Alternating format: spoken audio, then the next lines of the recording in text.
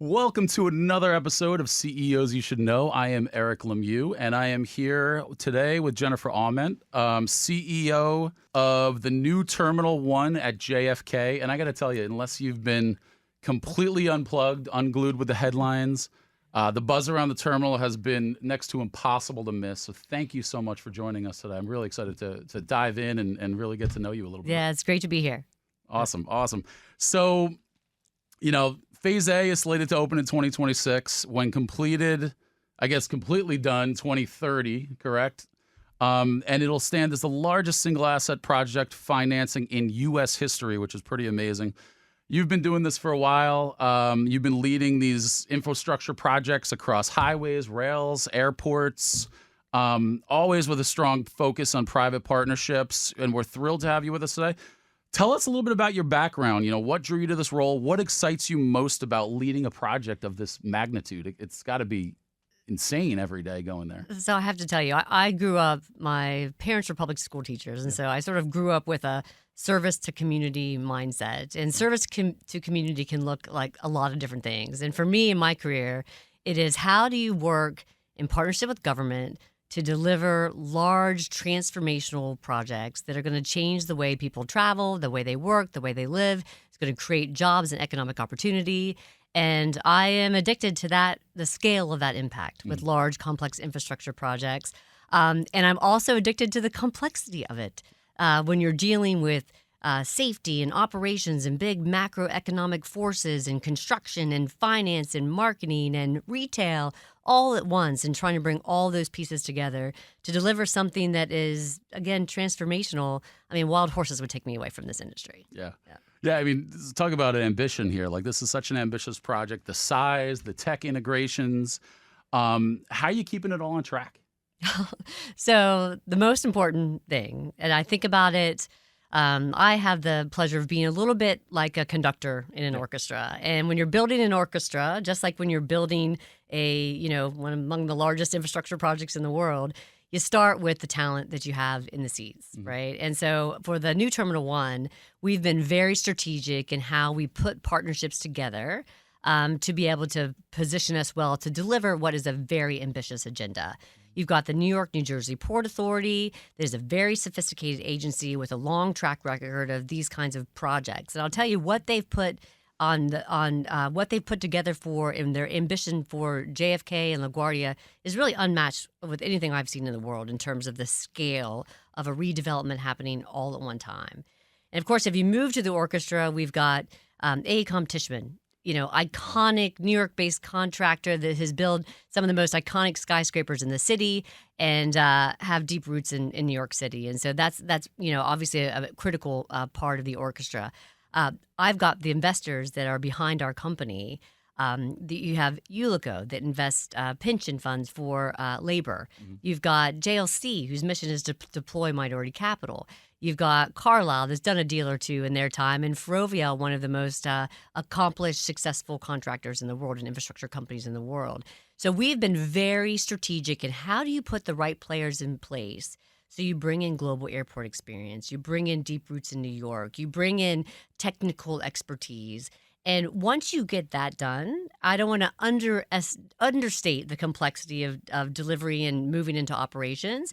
But once you have that right experience in the orchestra, then my job becomes easy. And it's making sure how do we bring that together and to a powerful force that is going to deliver this project on time, and it's going to deliver a business that's going to serve New York for many decades to come. I love that. You're a conductor right here. Yeah. You're running this whole show.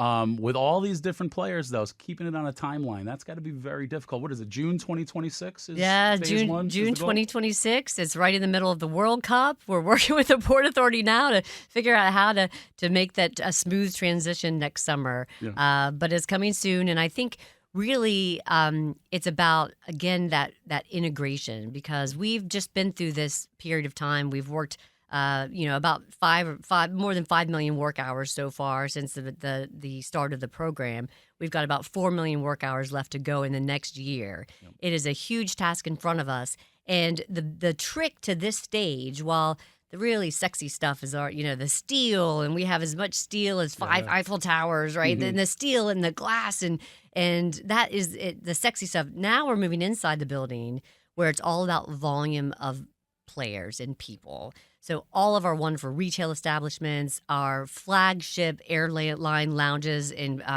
for airlines like Air France and Korean Air, and so all of that's happening. So you're looking at 2,200, 2,300, even 2,500 people all in the building working on top of each other to deliver our customer vision now. Mhm. Steel's in place. Yeah. And Tishman will hate that I say this, but that's the easy part. Now it's that customer vision and the technology and the testing to be able to then be prepared to open next summer. So the key to the success and to be able to keeping that timeline is how do you integrate? I always tell my team when you have 80 different contractors working towards loading dock, right? And how does everyone compete to do logistically what you need to do to get this done?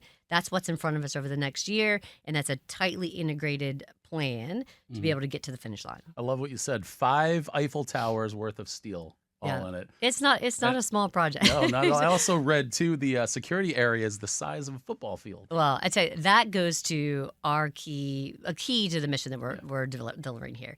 JFK is the second largest entryway into the United States Mhm. of America. And we are really proud to be really the cornerstone of this redevelopment.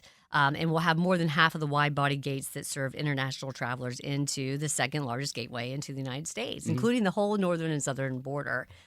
Our special sauce, or really what drives our program, is a program that's designed specifically for international customers. And I tell you, I've spent my whole career flying long haul flights overseas, and there's nothing worse than getting off a 14-hour flight. You're exhausted. You come into an airport, you have no idea where you are. You climb into the basement, and you see a bunch of angry people there. You're Mhm. not sure where to go, and this is where you're welcomed into your destination. Yeah. We're going to turn that on its head. Yeah, yeah. So you've got a gorgeous facility flooded with light where customers from all over the world will come in to this huge area where we've designed specifically to keep customers quickly moving through Customs and Border Protection. We have such an amazing partnership with the federal government in Customs and Border Protection, where they're actually, like all individuals that serve our terminal, go through the same customer service training, have that same vision for customer service as everyone that touches the terminal. And we've got this amazing artwork that gives you that sense of place and welcome to New York. And that is how we're going to greet our customers, including greeting them with our digital strategy in their native language. Mhm. And so this is a fundamental shift in how we think about airport infrastructure in the U.S., the level of customer experience. And we're so proud because we're designing for the international customer and we've put this time and effort into things that are unique to that journey.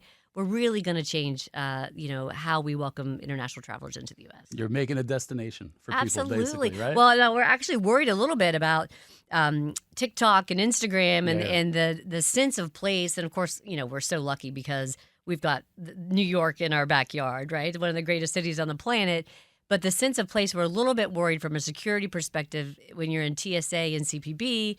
They're not happy with people taking pictures and all that stuff. So we're going to channel people into the right places for their TikTok and their Instagram because it will be an extraordinary moment to remember Yeah, of course. on the journey. Will be that experience in the airport. And not just visually, you also get that flavor of Queens, the diverse food offerings, and then, of course, that world-class luxury retail experience that you expect in what will be among the best airports in the world. So, being such a big part of this project, what is that one thing that would excite you the most? Like, what can't you wait to see be complete? Like, what are you really excited about more than everything? So this will surprise you. There's so much to be excited Yeah, I'm about sure. in the food and the seeing our airline partners come to vision, Of course. seeing that vision come to life is exciting for me because so many of our airline partners are seeing this as a flagship opportunity, and they're seeing a whole journey that their customers make, and they want the level of service that they provide in the air to match the level of service on the ground and the luxury in a terminal like ours. So seeing that come together is very exciting. But to be honest, from a personal perspective, we have such an amazing art program that celebrates New York. We've got world-class artists that we're going to announce this summer, Mhm. and local artists, and we've put them together, and it is spectacular. And it celebrates every aspect of New York. And if I have to be honest, I'm really looking forward to it. There's one signature piece that's going to reflect light all over this gorgeous space, and I have a little mock-up in my office. And every day I get excited toward what's this going to open up in this grand sort of iconic art space. Yeah. So the museum aspect of our terminal excites me a lot. That's great. Yeah. Oh, that sounds amazing. I can't wait to get there. Yeah. So June 2026, be ready, be ready. So I got to tell you, this is like a career defining project for you. You know, when you think about the terminal, say like 5-10 years from now, what do you hope people will say or feel as they walk through it? I mean, I feel like in 5-10 years, it's still going to be jaw dropping for people. They're not going to, people haven't been to an airport like this. Yeah, well, terminal. there is no airport like this in There's the not gonna be, United yeah. States, right? Yeah. So we are redefining airport infrastructure in the Mhm. U.S. With our partners at the New York, New Jersey Port Authority. Yeah. So again, we want them to have an extraordinary moment to remember coming into the terminal with the food, with the shopping, with the ambiance, with the assistance for customers that require passengers that require assistance. We have a lot of travelers who are leaving travel because of the challenges of maneuvering through large airport terminals. And so from our terminal, you'll have biometrics from curb to gate. You'll have a concierge that will help you through the process. You'll have a special lounge for passengers requiring assistance that enables them not just to meet their special travel needs, but they can participate in the terminal as well. They can order food, they can do shopping. So it's a really exciting opportunity for all of our customers and having that extraordinary moment to remember is really important. But I'll tell you, if you fast forward to 5 years from now, Mhm. what our team really, the goal that we have beyond that customer experience and in a bigger goal is how do we create this domestic proof point about how public-private partnerships can be a powerful tool in enabling governments to upgrade their aviation infrastructure. Mhm. And that looks like a number of things. It's bringing private capital, which is a fully funded private project that we're working on here. But it's also sustainability. More than 50% of our power is coming from our solar installations on our roof, which is the largest in the New York area. It is the level of customer service, of which we think will be among the top airports in the world. It's the innovation and technology that's going to make it much more efficient for our airline partners to fly and much more convenient and accessible for our customers. So all of this together, we really believe it will open up other opportunities to use this model and be that great domestic proof point in the United States of how this can be a really good tool to continue to upgrade aviation infrastructure. And we see that opportunity. Mhm. We also have the weight of that on our shoulders on a big stage that is New York, Yeah, of course. that it's critical that we make this a success, that we meet the government's economic and transportation outcomes, that we meet our customer expectations, and obviously our investors' expectations as well, to pull all that together to create something that is one of a kind, but that will be a starting point for a new approach in the U.S. Oh, without a doubt. Yeah. Let's go back to you being this, leading this orchestra, leading a symphony. I love what you said there. You've done this before. You've led large teams before. You've collaborated across public and private sectors. What's like one leadership principle you've relied on most throughout your career? I think when you're dealing with a diverse set of stakeholders on really complex issues and stakeholders that come from a dramatically different perspective. Mhm. If you're sitting in government, and I've had government roles where you're sitting on the dais with a lot of hundreds of angry people in the audience, and the private sector when you have that pressure of trying to balance service and return expectations, and you have players in projects like this that are coming from much different perspectives. Mhm. You can align those objectives, and when you do, it can be a really spectacular outcome. But to be able to get that alignment, you have to take a step back and you have to be curious and understand where your counterparties are coming from. And you have to understand what success looks like for them. and you have to understand the pressures that they have, which are different in government and different in the private sector.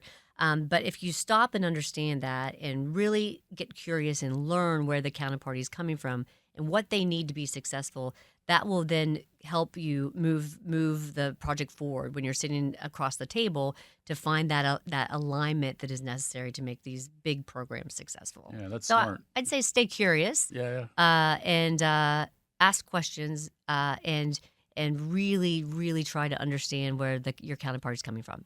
I love that. Yeah, Yeah. that translates well with my everyday as well. Yeah, of course.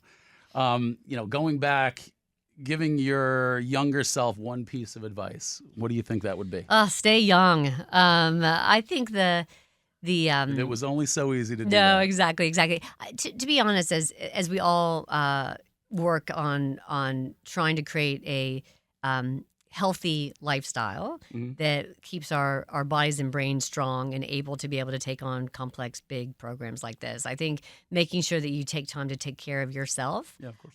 is certainly what I would tell my younger self. I learned that later in my life, and am a cancer survivor, and was taught that lesson about how you have to put your health first. And so I think making sure that you have the energy. These projects are complex.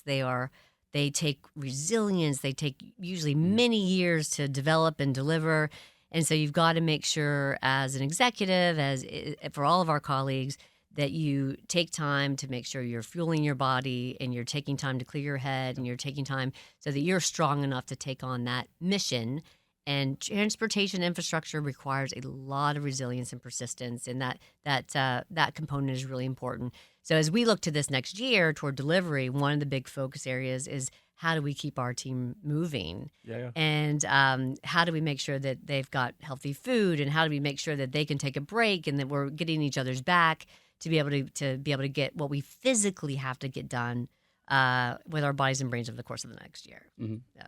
Great advice. Great advice. All right, wonderful. Well, listen, it was so great having you here. Phase A, again, opens June 2026, and the full terminal is supposed to be ready by 2030. So, and I imagine beyond 2030, your vision stretches beyond that of ways to keep up and different things to do. And I'm sure there's going to be new additions and different things and new innovations in tech that's going to be surfacing throughout. But thank you so much for joining us today. Really, really excited to have you. I've learned a lot. And we're excited to follow along and watch how this thing grows. Great. Get ready to book your tickets. Oh, I'm ready. Yeah. I'm ready. Good to see you. Thank you so much.